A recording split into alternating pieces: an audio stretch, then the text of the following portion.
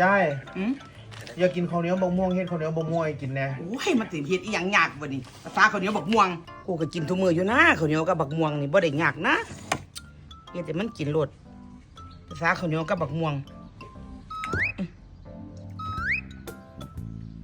นี่ล่ะร้านมันอยากทุกมื้อยายก็กินทุกมื้ออยู่เด้ล่ะข้าวเหนียวกับบ่อึดบักม่วงกับบ่อึดเก่งแล้วลูกหลาข้าวเหนียวบักม่วงแล้วแล้ว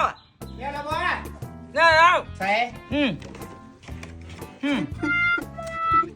แล้วก็แซ่บจับคุณน่ะ มันคนละข้าวเหนียวบะม่วงเอ้าข้าวเหนียวมะม่วงนี่ดิมาดิ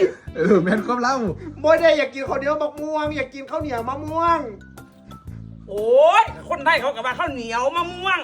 คนลาวว่าข้าวเหนียวมะม่วงมันก็เดียวกันนะ มันคนละอันเดียวกันนี่มันข้าวเหนียวบะม่วงบ่อยากกินข้าวเหนียวบะม่ว มั ง นบอกม่วงในตอนนี้